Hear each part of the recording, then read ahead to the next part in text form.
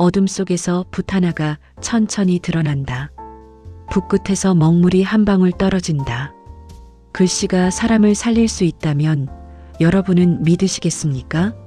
먹물이 종이에 닿는 순간 푸른 빛이 번지며 울고 있던 여인의 눈물이 멈춘다. 조선시대 강원도 깊은 산골 마을에 한 선비가 살았습니다. 그의 이름은 이도령. 28의 젊은 나이였지만 마을 사람들은 그를 붓끝의 신선이라 불렀습니다. 안개 낀 산골 마을 정경. 정갈한 한옥에서 글을 쓰는 이도령의 모습. 왜냐하면 그의 붓끝에서 피어난 글씨는 단순한 먹물이 아니었기 때문입니다. 그것은 슬픔을 닦아주는 손길이었고 절망을 베어내는 칼날이었으며 병든 마음을 치유하는 약이었습니다. 붓끝에서 먹물이 번지며 신비로운 빛을 발한다. 상처받은 사람의 형상이 위로받는 듯한 몽환적인 연출. 하지만 그 능력은 축복인 동시에 저주였습니다. 왜냐하면 진실을 담은 글씨는 반드시 대가를 요구했기 때문입니다. 그리고 그 대가는 때로 목숨이었습니다. 이것은 한 선비가 자신의 목숨을 걸고 붓으로 세상의 악을 심판한 이야기입니다.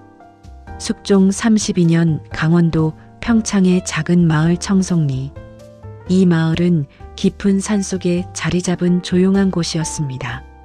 100여 호의 초가집과 몇 채의 기와집이 전부였지만 사람들은 서로 돕고 의지하며 평화롭게 살았습니다. 이도령은 이 마을의 유일한 양반이었습니다. 한양에서 과거 시험을 보다 낙방한 후 고향으로 돌아와 서당을 열어 아이들을 가르치며 살았습니다. 하지만 사람들이 이도령을 찾는 이유는 글공부 때문만이 아니었습니다. 어느 봄날 마을 입구 주막집 주인 김씨가 이도령을 찾아왔습니다. 그의 얼굴은 근심으로 가득했습니다. 선비님, 제발 부탁이옵니다. 제 아들놈이 병에 걸려 죽어가고 있사옵니다. 이도령은 김씨를 따라 주막집으로 갔습니다. 방 안에는 10살쯤 된 아이가 누워 있었습니다. 얼굴은 창백했고 숨은 가늘었습니다. 의원이 와도 원인을 알 수 없는 병이었습니다. 이도령은 조용히 아이 곁에 앉았습니다. 그리고 품에서 붓과 먹, 작은 종이를 꺼냈습니다. 먹을 갈기 시작했습니다. 천천히 정성스럽게. 먹물이 벼르에 고이자 이도령은 붓을 적셨습니다. 그리고 종이 위에 한 글자를 썼습니다. 마이너스 삶생. 글자가 완성되는 순간 신기한 일이 벌어졌습니다. 먹물에서 은은한 푸른 빛이 피어올랐습니다. 그 빛은 마치 살아있는 것처럼 종이에서 떠올라 아이의 몸으로 스며들었습니다. 아이의 얼굴에 혈색이 돌아오기 시작했습니다. 가늘던 숨이 점점 깊어졌습니다. 그리고 천천히 눈을 떴습니다. 아버지, 아들아. 김씨가 아이를 끌어안으며 울었습니다. 이도령은 조용히 자리에서 일어났습니다. 하지만 그의 손이 미세하게 떨리고 있었습니다. 붓을 쥔 오른손 검지에서 한 방울의 피가 배어나왔습니다. 아무도 눈치채지 못했지만 이도령은 알고 있었습니다. 생명을 담은 글씨는 자신의 생명력을 깎아 만드는 것이라는 사실을. 집으로 돌아오는 길, 이도령은 하늘을 올려다봤습니다. 구름 사이로 햇살이 비쳤습니다. 이 능력은 하늘이 준 것인가 아니면 시험인가? 이도령의 능력은 어린 시절부터 있었습니다. 12살 때 병든 어머니를 위해 이라는 글씨를 썼을 때 처음 발견했습니다. 어머니는 기적처럼 회복되었지만 이도령은 사흘 동안 열병에 시달렸습니다. 그 후로 이도령은 이 능력을 신중하게 사용했습니다. 진심으로 도움이 필요한 사람에게만, 그것도 생명이 위태로울 때만 사용했습니다. 하지만 소문은 퍼지기 마련입니다. 청송리뿐 아니라 인근 마을에서도 사람들이 이도령을 찾아왔습니다. 병든 가족을 살려달라고, 억울한 일을 해결해달라고, 원수를 벌해달라고. 이도령은 모든 부탁을 들어줄 수 없었습니다. 그렇게 하다간 자신이 먼저 죽을 것이기 때문입니다. 그래서 진심으로 절박한 경우만 선별해서 도왔습니다. 그렇게 3년이 흘렀습니다. 어느 늦가을 마을에 불길한 소식이 전해졌습니다. 새로운 사또가 부임한다는 것이었습니다. 평창 고을의 사또는 3년마다 바뀌었습니다.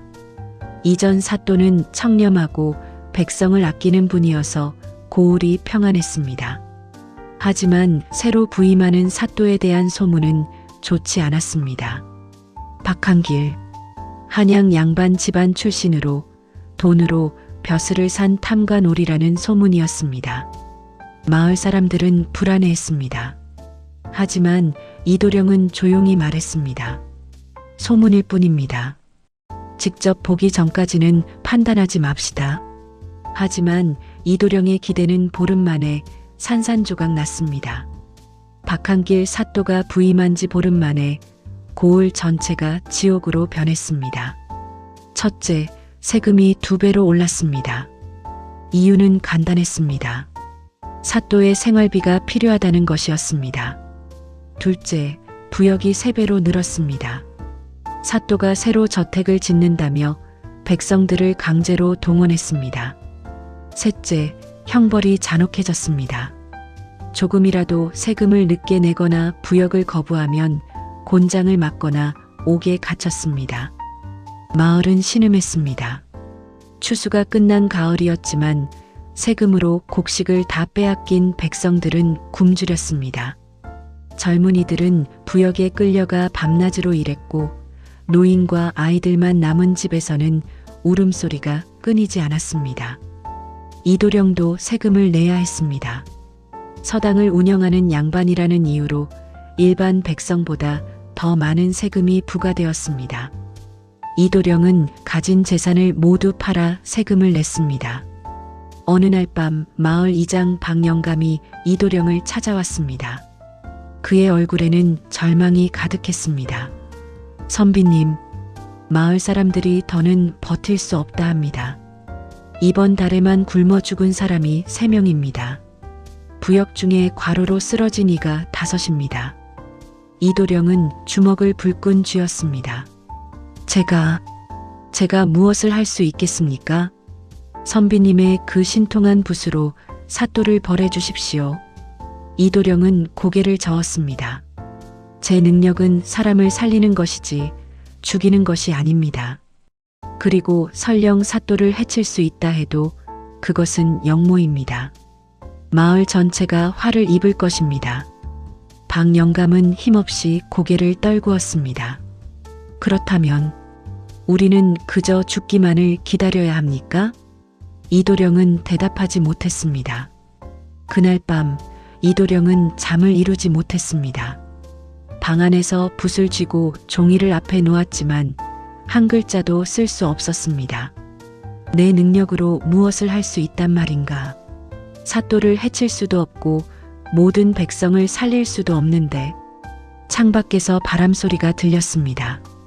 그리고 멀리서 누군가 우는 소리가 들렸습니다.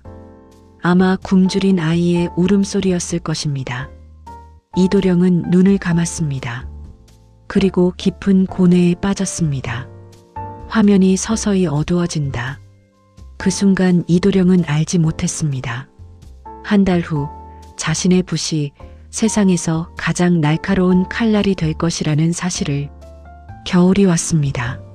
하지만 청송리에는 눈보다 더 차가운 것이 내리고 있었습니다. 절망이었습니다. 박한길 사또의 탐욕은 끝이 없었습니다. 가을에 거둔 세금이 부족하다며 겨울 세금을 추가로 부과했습니다. 이유는 사또의 생일잔치 비용이 필요하다는 것이었습니다. 마을 사람들은 더 이상 낼 것이 없었습니다. 집에 기둥을 뽑아 팔고 소와 돼지를 팔고 심지어 딸을 팔아서라도 세금을 냈습니다. 그래도 부족한 사람들은 감옥에 갇혔습니다. 이도령도 견디기 힘들었습니다. 서당은 이미 문을 닫았습니다. 아이들이 학교에 올 수 없었기 때문입니다. 모두 산으로 나무를 하거나 품팔이를 나가야 했습니다. 이도령은 마지막 남은 재산인 아버지의 유품 벼루를 팔아 세금을 냈습니다. 그 벼루는 100년 된 명품이었지만 사또의 아전들은 헐값에 사갔습니다. 어느 추운 겨울밤 이도령은 마을을 걷고 있었습니다. 그리고 한 초가집 앞에서 멈춰 섰습니다. 안에서 울음소리가 들렸기 때문입니다. 이도령이 문을 두드렸습니다. 누구시오? 이도령입니다. 괜찮으십니까? 문이 열렸습니다. 주막집 주인 김 씨였습니다. 3년 전 아들을 살려준 그 사람이었습니다. 김 씨의 얼굴은 핏기 하나 없었습니다. 선비님, 제가 죄인입니다. 무슨 일입니까? 제 15살 딸을 사또 아전에게 팔았습니다. 세금을 내기 위해. 이도령은 숨이 막혔습니다. 저도 사람입니까, 선비님? 제 자식을 돈에 판 놈이 사람입니까? 김 씨는 바닥에 엎드려 울었습니다. 이도령은 그를 부축했지만 위로의 말은 나오지 않았습니다. 그날 밤 이도령은 결심했습니다. 더 이상 참을 수 없다. 무언가를 해야 한다. 하지만 무엇을, 어떻게? 사또를 해칠 수는 없었습니다. 그것은 역모이고 마을 전체가 멸문지화를 당할 것입니다. 하지만 그냥 두고 볼 수도 없었습니다. 이도령은 밤새 고민했습니다. 그리고 새벽녘 한 가지 생각이 떠올랐습니다. 암행어사, 왕이 보내는 비밀 감찰관. 만약 암행어사가 이곳에 온다면 사또의 악행을 고발할 수 있다. 하지만 암행어사가 언제 올지 알 수 없었습니다. 그리고 온다 해도 사또가 미리 알고 증거를 숨긴다면 소용없었습니다. 그렇다면 증거를 숨길 수 없게 만들면 어떨까? 이도령의 머릿속에 계획이 떠올랐습니다. 위험하지만 유일한 방법이었습니다. 겨울이 지나고 봄이 왔습니다. 박한길 사또는 자신의 치적을 자랑하기 위해 큰 행사를 계획했습니다. 관아 정문에 거대한 현판을 거는 것이었습니다. 현판에는 태평성대 마이너스 평화롭고 성스러운 시대라는 글씨를 새길 계획이었습니다. 자신의 치세를 자랑하기 위해서였습니다. 사또는 고을에서 가장 글씨를 잘 쓰는 사람을 찾았습니다. 그리고 이도령이 선택되었습니다. 이도령에게 명이 떨어졌습니다. 일주일 안에 현판 글씨를 써야 한다는 것이었습니다. 이도령은 관아로 불려갔습니다. 사또는 높은 의자에 앉아 이도령을 내려다봤습니다. 내 놈이 청송리의 그 선비냐? 글씨를 잘 쓴다던데? 황송하옵니다, 사또님. 좋아. 일주일 안에 태평성대 4글자를 써라. 잘 쓰면 상을 내리겠지만 못 쓰면 벌을 내릴 것이다. 명을 받들겠습니다. 이도령은 고개를 숙였습니다. 하지만 그의 눈빛은 결연했습니다. 이것이 기회다. 마지막 기회. 이도령은 집으로 돌아와 준비를 시작했습니다. 일주일 동안 금식을 하며 정신을 집중했습니다. 그리고 매일 밤 붓을 들고 연습했습니다. 하지만 보통의 글씨가 아니었습니다. 이도령은 자신의 능력을 극한까지 끌어올려 특별한 글씨를 쓰려 했습니다. 겉으로는 평범해 보이지만 특정한 조건에서만 진실이 드러나는 글씨. 그것은 매우 위험한 시도였습니다. 잘못하면 자신이 죽을 수도 있었습니다. 하지만 다른 방법이 없었습니다. 일주일이 지났습니다. 이도령은 관아로 향했습니다. 거대한 나무 현판이 준비되어 있었습니다. 가로 3m, 세로 1m의 거대한 크기였습니다. 사또와 아전들, 그리고 구경꾼들이 지켜보는 가운데 이도령은 붓을 들었습니다. 먹을 갈았습니다. 천천히 정성스럽게 마치 의식을 치르듯. 그리고 붓을 적셨습니다. 첫 번째 글자 마이너스 클테. 붓이 현판에 닿는 순간 이도령은 모든 정신을 집중했습니다. 획 하나하나의 의미를 담았습니다. 백성들의 고통을, 사또의 탐욕을, 숨겨진 진실을. 분놀림은 마치 건물을 추는 것 같았습니다. 역동적이고 강렬하고 아름다웠습니다. 두 번째 글자 마이너스 평평할 평. 이도령의 손에서 피가 배어나오기 시작했습니다. 아무도 눈치채지 못했지만 붓을 쥔 손가락이 벌써 갈라지고 있었습니다. 세 번째 글자 마이너스 성스러울 성. 이도령의 얼굴에서 땀이 비오듯 쏟아졌습니다. 온몸이 떨렸습니다. 생명력이 붓끝으로 흘러들어가는 느낌이었습니다. 네 번째 글자 마이너스 대신할 때. 마지막 획을 그었을 때 이도령은 비틀거렸습니다. 하지만 간신히 버텼습니다. 현판이 완성되었습니다. 웅장하고 아름다운 글씨였습니다. 사또는 만족스럽게 고개를 끄덕였습니다.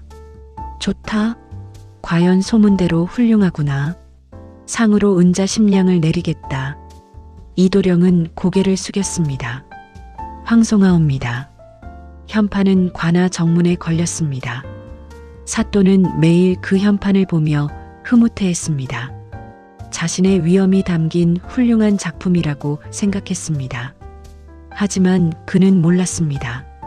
그 먹물 속에 1000개의 신음과 10,000개의 저주가 숨죽여 흐르고 있다는 사실을. 그리고 그 진실은 오직 한 사람의 눈에만 보일 것이라는 사실을. 화면이 서서히 어두워진다. 이도령은 집으로 돌아와 사흘 동안 알아누웠습니다. 하지만 그의 입가에는 희미한 미소가 있었습니다. 이제 시작이었습니다. 진짜 심판은 이제부터였습니다. 같은 시각 청송리에서 멀지 않은 산길.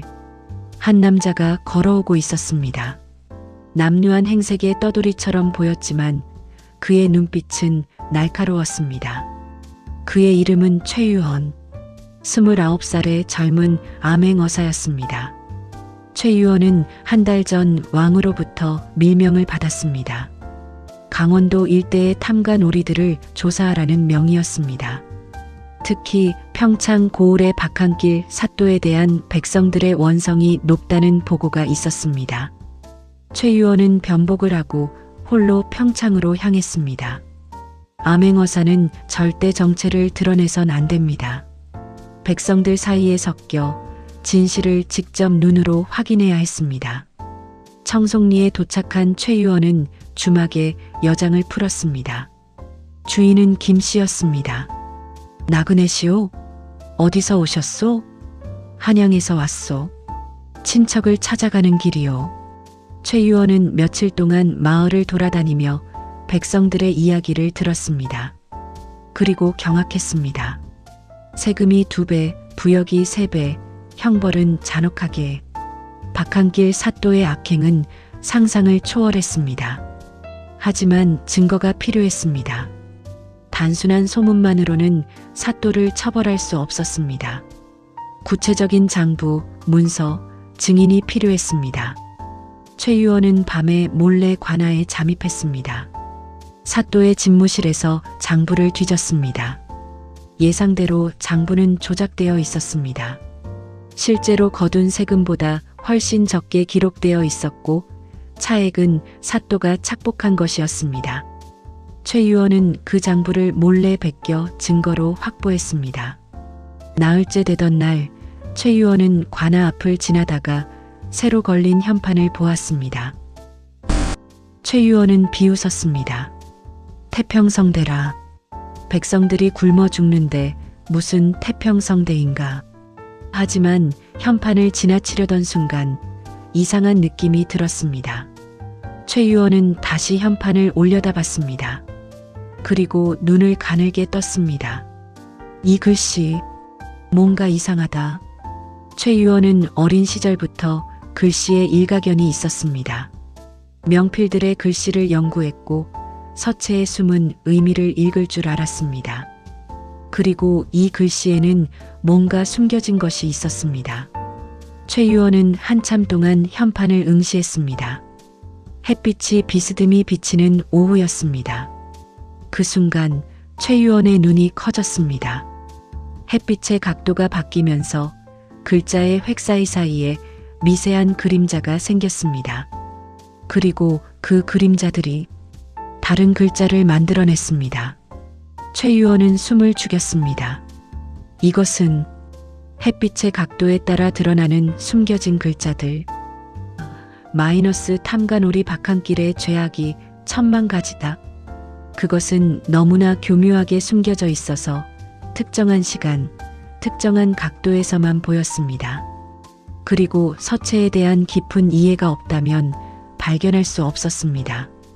최유원은 전율했습니다. 이 글씨를 쓴 사람은 목숨을 걸고 진실을 새긴 것이다. 최유원은 급히 주막으로 돌아왔습니다. 주인 김 씨에게 물었습니다. 이 고을에서 글씨를 가장 잘 쓰는 사람이 누구요? 그야 물론 이도령 선비님이지요. 저번에 관아 현판 글씨도 선비님이 쓰셨소. 그 선비를 만나고 싶소. 어디 계시오? 마을 북쪽 끝 한옥에 사시오. 근데 선비님이 요즘 편찮으시다 하오. 최유원은 즉시 이도령을 찾아갔습니다. 이도령의 집은 작지만 단정했습니다. 문을 두드리자 약한 목소리가 들렸습니다. 누구시오? 나그네입니다. 선비님을 뵙고 싶어 왔습니다. 문이 열렸습니다. 창백한 얼굴에 젊은 선비가 서 있었습니다. 이도령이었습니다. 들어오시오. 최유원은 방 안으로 들어갔습니다. 이도령은 자리를 권했지만 몸이 약해 보였습니다. 편찮으십니까? 괜찮소. 조금 무리를 해서 그렇소. 그런데 무슨 일로? 최유원은 주위를 살피고 조용히 말했습니다. 선비님, 관아 현판 글씨 선비님이 쓰신 게 맞습니까? 그렇소. 그 글씨에 숨겨진 메시지 제가 제대로 본 것이 맞습니까? 이도령의 눈빛이 변했습니다. 놀라움과 경계심이 섞인 눈빛. 당신은 누구시오? 최유원은 품에서 작은 물건을 꺼냈습니다. 마패였습니다. 암행어사의 신표. 나는 암행어사 최유원이요. 이도령은 그 자리에 무릎을 꿇었습니다. 어사또 일어나시오. 그리고 모든 것을 말해주시오. 박한길 사또의 악행을. 이도령은 눈물을 흘리며 지난 1년간의 일을 모두 고했습니다. 2배로 오른 세금, 3배로 늘어난 부역, 팔려간 딸들, 굶어 죽은 백성들, 착복된 곡식들. 최유원은 분노로 주먹을 불끈 쥐었습니다. 그놈을 반드시 벌하겠소. 하지만 한 가지 궁금한 것이 있소. 그 현판의 글씨, 어떻게 그런 것을 만들 수 있었소? 이도령은 잠시 망설이다가 말했습니다. 제게는 특별한 능력이 있습니다. 글씨에 마음을 담을 수 있는 능력이. 마음을? 네. 진심을 담은 글씨는 특별한 힘을 가집니다. 사람을 치유하기도 하고 진실을 드러내기도 합니다. 하지만 대가가 있습니다. 이도령은 손을 펼쳤습니다. 붓을 쥔 손가락은 갈라져 있었고 피딱지가 앉아 있었습니다. 생명력을 깎아서 만드는 것입니다. 그래서 조심스럽게 사용해야 합니다. 최유원은 숙연해졌습니다. 목숨을 걸고 진실을 새기신 것이군요. 백성들을 구할 다른 방법이 없었습니다. 어사또가 오실 거라는 보장도 없었지만 혹시나 하는 마음으로 선비님의 용기 덕분에 증거를 확보했소. 내일 사또를 처단하겠소. 이도령은 고개를 숙였습니다. 그리고 한 가지 부탁을 했습니다. 어사또 한 가지만 부탁드리겠습니다. 내일 사또를 처단하실 때 그 현판 앞에서 해주십시오. 왜 그러시오? 그 현판은 단순한 증거가 아닙니다. 백성들의 한이 서린 곳입니다. 그 앞에서 심판이 이루어져야 백성들의 원한이 풀릴 것입니다. 최유원은 고개를 끄덕였습니다. 알겠소. 그리하겠소. 화면이 서서히 어두워진다. 그날 밤 이도령은 처음으로 편히 잠들 수 있었습니다. 1년간의 고통이 마침내 끝날 것이기 때문입니다. 다음 날 아침 관아는 평소와 다름없이 돌아갔습니다. 박한길 사또는 높은 의자에 앉아 아전들의 보고를 듣고 있었습니다. 사또님, 이번 달 세금 징수가 완료되었습니다. 수고했다. 그런데 청송리 쪽 징수가 좀 부족한 것 같은데 그 마을 백성들이 이제 낼 것이 없다고 합니다. 그럼 집을 팔든 땅을 팔든 해서라도 내라고 해라. 내 생활비가 부족하단 말이야. 바로 그때 관아 정문이 벌컥 열렸습니다. 한 남자가 당당하게 걸어 들어왔습니다. 최유원이었습니다. 하지만 이제는 남루한 행색이 아니었습니다. 단정한 관복을 입고 손에는 마패를 들고 있었습니다. 암행어사 출두야. 우렁찬 목소리가 관아를 울렸습니다. 사또와 아전들은 얼어붙었습니다. 암행어사라는 말에 모두의 얼굴이 창백해졌습니다. 무엇이라? 박한길 사또는 황급히 의자에서 일어났습니다. 최유원은 마패를 높이 들었습니다. 왕의 명을 받은 암행어사의 신표였습니다. 나는 왕명을 받들어 강원도 일대를 암행하는 어사 최유원이다. 박한길, 내 죄를 물으러 왔다. 저는 아무 죄도. 입 닥쳐라. 내 죄목을 낱낱이 밝히겠다. 최유원은 품에서 장부를 꺼냈습니다. 밤에 몰래 베껴온 것이었습니다. 첫째, 세금 횡령. 너는 백성들에게서 거둔 세금을 장부에 적게 기록하고 차액을 착복했다. 그 금액이 은자 3,000냥에 이른다. 그건. 둘째, 부역 착취. 너는 백성들을 강제로 동원해 개인 저택을 짓고 품삯도 제대로 주지 않았다. 어사또, 그건 오해. 셋째, 형벌 남용. 너는 세금을 조금이라도 늦게 낸 백성들을 곤장으로 때리고 옥에 가두었다. 그중 3명이 옥에서 죽었다. 최유원의 목소리는 점점 높아졌습니다. 넷째, 인신매매. 너는 세금을 낼 수 없는 백성들의 딸을 강제로 빼앗아 기생집에 팔았다. 박한길은 더 이상 변명하지 못했습니다. 모든 것이 사실이었기 때문입니다. 이 밖에도 내 죄는 셀 수 없이 많다. 너는 탐관오리의 표본이다. 최유원은 관아 밖을 가리켰습니다. 밖으로 나가라. 백성들 앞에서 내 죄를 밝히겠다.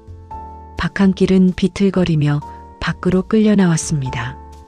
관아 정문 앞 거대한 현판 아래였습니다. 소문은 빠르게 퍼졌습니다. 암행어사가 나타나 사또를 처단한다는 소식에 마을 백성들이 모여들었습니다. 이도령도 와 있었습니다. 현판 아래서 조용히 서 있었습니다. 최유원은 백성들을 향해 말했습니다. 백성 여러분, 나는 왕명을 받은 암행어사 최유원이요. 오늘 이 자리에서 탐관오리 박한길의 죄를 밝히고 처단하겠소. 백성들은 환호했습니다. 1년간의 고통이 마침내 끝나는 순간이었습니다. 최유원은 박한길의 죄목을 하나하나 낭독했습니다.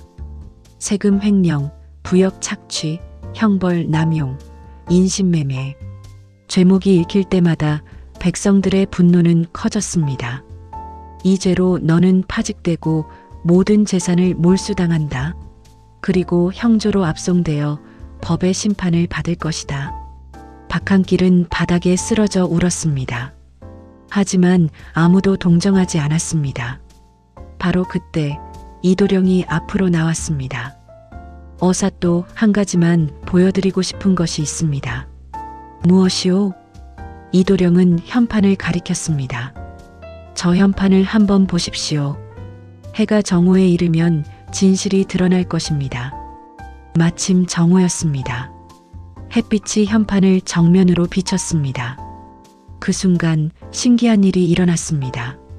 현판의 글자 사이사이에서 미세한 그림자들이 생겨났습니다. 그리고 그 그림자들이 모여 새로운 글자들을 만들었습니다. 백성들은 숨을 죽였습니다. 현판에 떠오른 숨겨진 글자들. 탐관오리 박한길의 죄악이 천만 가지요. 백성의 고통을 하늘과 땅이 용납하지 않는다. 그것은 마치 하늘이 내린 심판의 글씨 같았습니다. 백성들은 환호했습니다. 울고 웃고 서로 껴안았습니다. 박한길은 현판을 올려다보며 전율했습니다. 자신이 매일 자랑스럽게 바라보던 그 현판이 실은 자신의 죄를 고발하는 증거였다는 사실에 이것이 진실이다. 최유원이 말했습니다. 내가 만든 태평성대는 거짓이었다. 하지만 이 선비가 숨겨놓은 진실은 영원히 남을 것이다. 박한길은 무너졌습니다. 완전히 철저히. 최유원은 아전들에게 명했습니다. 이자를 포박하여 한양으로 압송하라. 박한길은 결박당에 끌려갔습니다. 그가 관할을 떠나는 순간 백성들은 환호했습니다. 만세, 만세, 어사또 만세. 최유원은 이도령에게 다가갔습니다. 선비님 감사하오. 선비님의 용기가 이 마을을 구했소. 이도령은 고개를 저었습니다. 아닙니다. 어사또께서 오셨기에 가능한 일이었습니다. 하지만 저 현판이 없었다면 백성들은 이렇게 명확히 진실을 보지 못했을 것이요. 저것은 단순한 증거가 아니라 정의의 상징이요. 이도령은 현판을 올려다봤습니다. 햇빛이 지나가자 숨겨진 글자들은 다시 사라졌습니다. 하지만 사람들의 기억 속에는 영원히 남을 것입니다. 최유원은 말했습니다. 내일 새로운 사또가 부임할 것이요. 청렴하고 백성을 아끼는 분이요. 이제 이 마을은 진정한 태평성대를 맞이할 것이요. 백성들은 다시 한번 환호했습니다. 화면이 서서히 어두워진다. 그날 밤 마을은 잔치로 들썩였습니다. 1년간의 고통이 끝났고 새로운 희망이 시작되었습니다. 하지만 이도령은 조용히 자신의 방에 있었습니다. 그는 알고 있었습니다. 이것으로 끝이 아니라는 것을. 한 달이 지났습니다.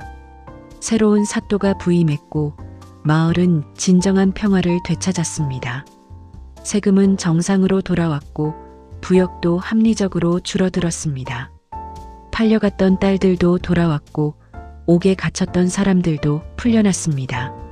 청송리는 다시 웃음꽃이 피었습니다. 이도령의 서당도 다시 문을 열었습니다. 아이들이 돌아와 글 공부를 시작했습니다. 하지만 이도령의 몸은 예전 같지 않았습니다. 현판에 글씨를 쓸 때 너무 많은 생명력을 쏟아부었기 때문입니다. 손가락의 상처는 아물었지만 가끔 붓을 들면 손이 떨렸습니다. 그리고 밤마다 기침을 했습니다. 마을 의원이 진찰을 했지만 원인을 알 수 없었습니다. 이도령은 그 이유를 알고 있었습니다. 생명력을 너무 많이 소진했기 때문입니다.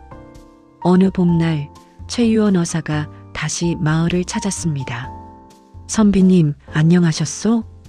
어사 또 어떻게 오셨습니까? 선비님께 드릴 것이 있어서 왔소. 최유원은 비단 보따리를 꺼냈습니다. 안에는 새붓 세 자루와 명품 벼루 하나, 그리고 고급 먹이 들어 있었습니다.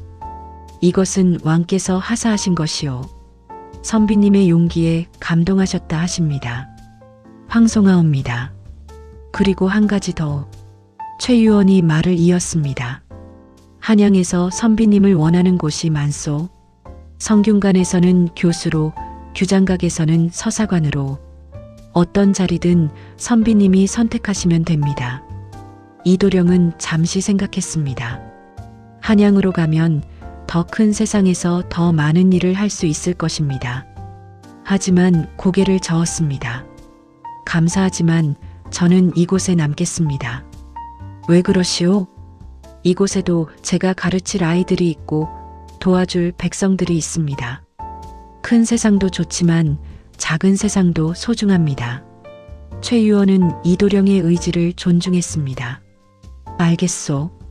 하지만 언제든 마음이 바뀌면 연락하시오. 최 의원이 떠난 후 이도령은 혼자 생각에 잠겼습니다. 내 능력을 어떻게 사용해야 할까? 현판 사건 이후 이도령의 능력은 더 알려졌습니다. 사람들이 더 많이 찾아왔습니다. 병을 고쳐달라고, 억울함을 풀어달라고, 원수를 벌해달라고. 하지만 이도령은 더욱 신중해졌습니다. 생명력이 약해진 지금 무분별하게 능력을 사용하면 자신이 죽을 수도 있었습니다. 그래서 이도령은 규칙을 정했습니다. 첫째, 생명이 위태로운 경우에만 사용한다. 둘째, 진심으로 선한 의도를 가진 사람만 돕는다. 셋째, 복수나 원한을 위해서는 절대 사용하지 않는다. 이 규칙을 지키며 이도령은 조심스럽게 능력을 사용했습니다. 여름이 왔습니다. 어느 날 한 노인이 이도령을 찾아왔습니다. 옆 마을의 농부였습니다. 선비님, 제 손자가 병에 걸렸습니다. 의원도 못 고친다 합니다. 제발 살려주십시오. 이도령은 노인을 따라 옆 마을로 갔습니다. 아이는 10살쯤 되어 보였습니다. 고열에 시달리며 의식이 흐릿했습니다. 이도령은 아이를 진찰했습니다. 그리고 알았습니다. 이것은 단순한 병이 아니라는 것을. 오염된 물을 마셔서 생긴 전염병이었습니다. 이 아이만의 문제가 아닙니다. 마을 우물이 오염된 것 같습니다. 빨리 조치하지 않으면 더 많은 사람이 병에 걸릴 것입니다. 이도령은 마을 사람들을 모았습니다. 그리고 설명했습니다. 우물물을 끓여서 마시십시오. 그리고 새 우물을 파야 합니다. 하지만 마을은 가난했습니다. 새 우물을 팔 돈도 인력도 없었습니다. 이도령은 고민했습니다. 그리고 결심했습니다. 글씨로 도움을 청하자. 이도령은 큰 종이를 준비하고 글을 썼습니다. 하지만 이번에는 신비한 능력을 사용하지 않았습니다. 대신 진심을 담아 호소하는 글을 썼습니다. 이 마을에 전염병이 돌고 있습니다. 우물이 오염되어 백성들이 고통받고 있습니다. 도움의 손길을 간절히 청합니다. 이 글을 여러 장 베껴 인근 고을에 보냈습니다. 그리고 기다렸습니다. 일주일 후 기적이 일어났습니다. 인근 고을의 부자 상인이 찾아왔습니다. 그는 이도령의 글을 읽고 감동했다고 했습니다. 제가 우물을 파는 비용을 대겠습니다. 그리고 당분간 깨끗한 물을 공급하겠습니다. 마을 사람들은 감격했습니다. 새 우물이 파졌고 전염병은 사라졌습니다. 이도령은 깨달았습니다. 능력을 사용하지 않아도 진심을 담은 글씨는 사람의 마음을 움직일 수 있다. 가을이 왔습니다. 이도령의 건강은 조금씩 회복되었습니다. 무리하게 능력을 사용하지 않고 자연스럽게 사람들을 도우니 몸도 마음도 편해졌습니다. 서당의 아이들도 늘어났습니다. 이제는 인근 마을에서도 아이들이 찾아왔습니다. 이도령은 아이들에게 글을 가르치며 말했습니다. 글씨는 단순한 기술이 아닙니다. 글씨에는 마음이 담깁니다. 진심을 담아 쓴 글씨는 사람을 움직이고 세상을 바꿀 수 있습니다.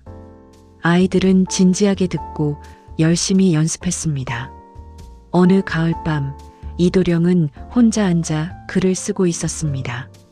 일기였습니다. 오늘도 평온한 하루였다. 아이들이 열심히 공부했고 마을은 평화로웠다. 내 능력은 여전히 있지만 예전처럼 자주 사용하지는 않는다. 진심을 담은 평범한 글씨로도 충분히 사람들을 도울 수 있다는 것을 알았기 때문이다. 하지만 언젠가 다시 큰 악이 나타나면 나는 주저없이 붓을 들 것이다. 설령 그것이 내 마지막 붓질이 될지라도. 이도령은 붓을 내려놓고 창밖을 바라봤습니다. 달빛이 마을을 비추고 있었습니다. 평화로운 풍경이었습니다. 하지만 이도령은 알고 있었습니다. 세상에는 여전히 많은 악이 있다는 것을, 그리고 언젠가 다시 누군가 도움을 청할 것이라는 것을. 그때가 오면 이도령의 붓은 다시 한번 정의의 칼날이 될 것입니다. 겨울이 왔습니다. 눈이 내리는 어느 날, 한 젊은이가 이도령을 찾아왔습니다. 선비님, 제가 서당에서 글을 배워도 되겠습니까? 물론입니다. 그런데 나이가 적지 않은 것 같은데? 25입니다. 늦었지만 배우고 싶습니다. 선비님처럼 글로 세상을 바꾸고 싶습니다. 이도령은 미소 지었습니다. 좋습니다. 함께 공부합시다. 그날부터 젊은이는 서당에서 열심히 배웠습니다. 그리고 다른 아이들에게도 좋은 영향을 주었습니다. 세월이 흘렀습니다. 이도령은 나이가 들었지만 여전히 서당에서 아이들을 가르쳤습니다. 그의 능력은 약해졌지만 지혜는 깊어졌습니다. 관아의 현판은 여전히 걸려 있었습니다. 하지만 이제는 진짜 태평성대였습니다. 새로운 사또는 청렴했고 백성들은 행복했습니다. 그리고 사람들은 잊지 않았습니다. 한 선비가 목숨을 걸고 진실을 새겼다는 것을, 그 붓끝이 세상을 바꿨다는 것을. 에필로그 -5800만 6천. 화면이 천천히 밝아지며 현재의 청송리가 비친다. 아름다운 산골 마을. 그로부터 수십 년이 지났습니다. 이도령은 80살의 나이로 평화롭게 세상을 떠났습니다. 마을 사람들은 그를 위해 작은 사당을 지었습니다. 사당 안에는 이도령이 마지막으로 쓴 글씨가 걸려 있습니다. 마이너스 바른 길. 그 글씨는 여전히 은은한 빛을 발하며 마을을 지키고 있습니다. 그리고 사당 옆에는 작은 서당이 있습니다.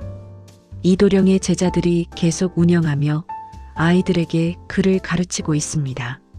선생들은 아이들에게 말합니다. 글씨는 단순한 기술이 아니란다. 글씨에는 마음이 담긴다. 진심을 담아 쓴 글씨는 사람을 움직이고 세상을 바꿀 수 있지. 아이들은 진지하게 듣고 열심히 붓을 들고 연습합니다. 관아의 현판이 클로즈업 된다. 햇빛이 비치며 잠시 숨겨진 글자들이 반짝인다. 이도령의 붓은 멈췄지만 그의 정신은 계속됩니다. 세상이 다시 불의로 가득 찰 때 누군가 다시 붓을 들 것입니다. 진실을 새기기 위해, 정의를 외치기 위해, 백성을 구하기 위해. 화면이 서서히 어두워지며 붓 하나가 천천히 사라진다. 그의 붓끝에서 피어난 먹물은 단순한 글자가 아니었습니다. 그것은 슬픔을 닦아주는 손길이었고 절망을 베어내는 칼날이었으며 세상을 밝히는 등불이었습니다. 그리고 그 빛은 영원히 꺼지지 않을 것입니다.